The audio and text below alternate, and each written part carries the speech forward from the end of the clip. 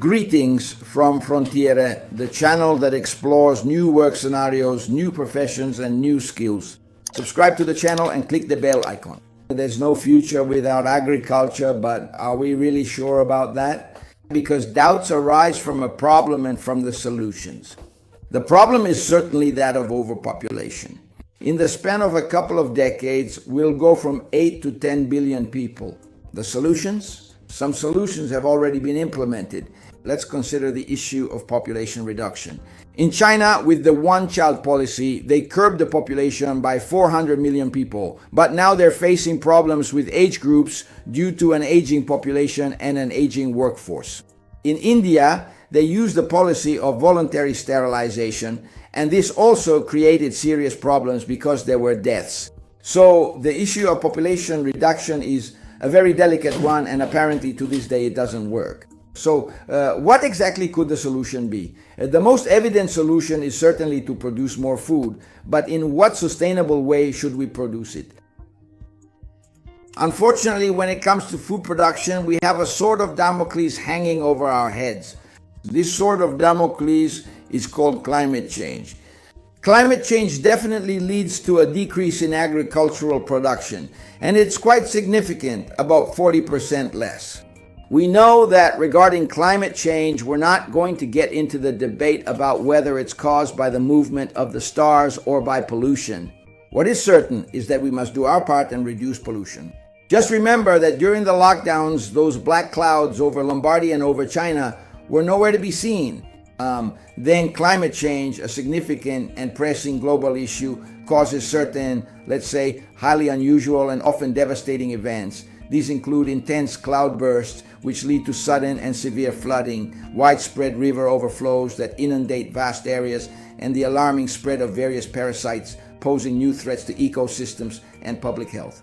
The Paris agreements have failed. We were supposed to keep the increase in average temperature around 1.5 degrees, but in reality, we've gone beyond that, and we know that the real limit is essentially 2 degrees. Producing more food, we need to think about alternative production methods, alternative foods. The production of insects. 2 billion people around the world eat insects. For example, the entire Asian region. Or lab-grown meat, but in reality, we don't know what impacts it might have on our bodies as Westerners. Help could come from the blue economy. The blue economy nowadays, aquaculture has surpassed wild capture fishing, especially in the production of seaweed. But what if we can't manage it? Well, there's a plan B. Plan B is precisely 4.0 technologies and artificial intelligence. Let's try to imagine the day of a 4.0 farmer who no longer wakes up to the rooster's crow, but to the sound of notifications on his smartphone, which, let's say, come from the farm management app. Before getting up, he checks his tablet and looks at all the information that has been collected by the sensors during the night and reported to him. Then, at breakfast, he might check the weather to plan the day's activities, to see how strong the wind is, basically what the temperature is, so he can decide whether to work in one field or another. Then he gets on the tractor and activates his drone, a drone flying 50 meters above the ground, basically an eye in the sky that monitors all the fields to assess moisture levels, sunlight exposure, and collects all this data, which once processed by artificial intelligence is used to pinpoint exactly which plants need intervention. But what will the future be like? The future is tied to the ongoing urbanization that's happening. We are now in a situation where the population in cities keeps increasing. There are now dozens of megacities around the world. Just think of Tokyo, which has 38 million inhabitants, or New York, Mexico City, Shanghai. The population will move to the cities. This phenomenon is happening in Italy as well. So we will have inland areas where agriculture 4.0, precision agriculture and digitalization will spread, also using renewable energies, especially biomass and photovoltaics. In a way, these areas will become smart valleys, and instead in the cities, smart cities will be created. At this point, we need to think about vertical agriculture, that is, skyscrapers where agricultural production will take place.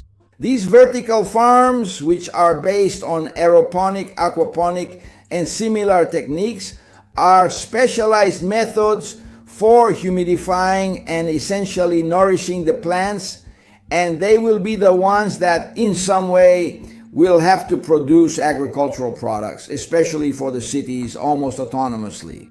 I'm not going to get into the genetic issue because there's quite a heated and unresolved debate about it. We just have to say that this situation in agriculture cannot be addressed separately. All these things in some way need to be considered together. We need to have a more holistic approach to agriculture because otherwise we risk compromising our future. It's incredibly important for us to thoroughly exchange our diverse opinions on this significant issue, which will undoubtedly be absolutely central for humanity. As always, leave me a comment and I'll see you in the next video.